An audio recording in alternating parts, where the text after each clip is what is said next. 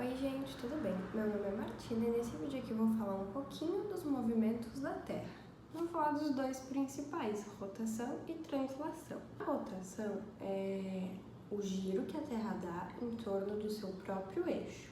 Isso se dá no sentido de oeste para leste e tem duração aproximada de 24 horas, sendo um movimento que define dias e noites.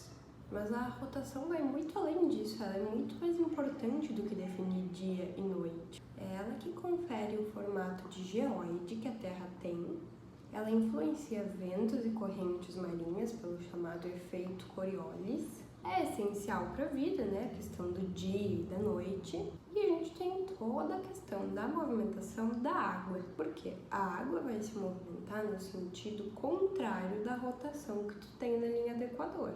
Daí, se a Terra está girando para lá, a linha do Equador está girando para lá, a gente vai ter uma água aqui embaixo girando assim, para compensar, e a outra parte da água, na parte de cima, girando assim, porque daí compensa as forças e até resiste por causa disso.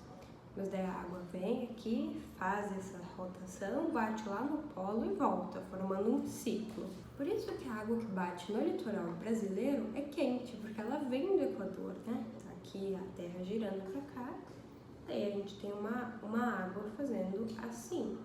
E daí acaba que a água que bate no litoral brasileiro vem da linha do Equador, mas a água que bate em Madagascar, na África, vem lá do Polo Sul, por isso que é fria essa água. Daí a gente entra no movimento da translação, que é um movimento que a Terra faz ao redor do Sol.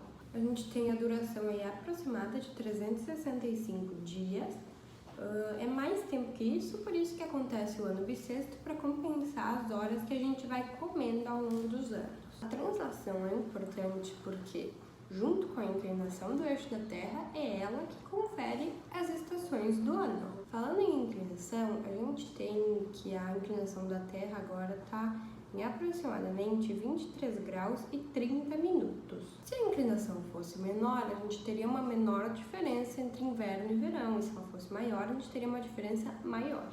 O movimento de translação se dá no formato de uma elipse, sendo o Sol um dos focos dela. Por isso que a distância da Terra ao Sol fica variando, mas não é isso que influencia nas estações do ano, que fique bem claro.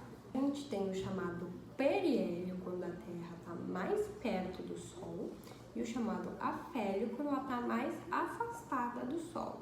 Vou introduzir o conceito de zênite. Zênite é o ponto perpendicular ao solo. Os pontos entre os trópicos de Câncer e de Capricórnio têm no total duas vezes o Sol incidindo no zênite ao longo do ano. O trópico em si vai ter uma vez o Sol incidindo no zênite ao longo de um ano. E a parte que não está na zona intertropical não tem zênite durante o ano. E a parte que fica fora da zona intertropical, então acima do trópico de Câncer e abaixo do trópico de Capricórnio, nunca tem zênite, o Sol batendo no zênite, no caso. Vamos falar um pouquinho de solstício. Solstício é o momento em que o Sol incide no zênite de um dos trópicos. No solstício que tem em junho, que para nós é o solstício de inverno, o Sol incide no ponto zênite do trópico de Câncer. E pela inclinação da Terra, mesmo que ela rode, mesmo que ela gire, aqui é o momento em que o Polo Norte não fica escuro, porque por mais que ela gire, ele está na inclinação em que não chega sombra para ele. O Sol está sempre incidindo no Polo Norte. Em contrapartida, no Polo Sul, no solstício que tem em junho, que é o nosso de inverno, o Polo Sul está sempre no escuro. Por quê? Por causa da inclinação, ele nunca pega sol. Por isso, para o hemisfério sul é inverno e para o hemisfério norte é verão, no solstício que tem em junho, que coincide com o afélio, que a Terra está mais afastada do Sol. Em contrapartida, no periélio, a gente tem exatamente o oposto. É o solstício de verão aqui pra gente, é o solstício que tem em dezembro, que é o momento, o dia, em que o Sol incide perpendicularmente, incide no zênite do trópico de Capricórnio. E é o periélio, né? Então é o momento que a Terra está mais perto ali do Sol. E daí, né, botando tudo ao contrário, a gente tem o Polo Norte como escuro 100% do dia e o Polo Sul iluminado às 24 horas do dia. Daí, no hemisfério norte é inverno e no sul é verão. Entre os solstícios, a gente tem os equinócios. Depois do periélio e antes do afélio, a gente tem o equinócio de março. O equinócio é o momento em que o Sol fica equivalente, tanto no hemisfério sul quanto no hemisfério norte. Apesar da inclinação, ele incide igual, porque a inclinação não está em relação ao Sol,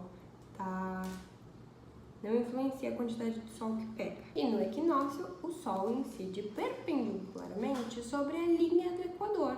Aqui, os dias e as noites têm uma duração igual. E daí, no equinócio que a gente tem em março, vai ser primavera no hemisfério norte e outono no hemisfério sul. E por último, a gente tem o equinócio de setembro. Para nós, é o equinócio de primavera.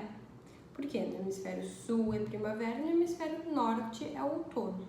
Mesma coisa, a inclinação não influencia a quantidade de luz, o Sol vai batendo ponto zenit da linha do Equador ao meio-dia e os dias e as noites são iguais. Então, gente, foi isso sobre os movimentos da Terra e eu espero ter ajudado. É isso!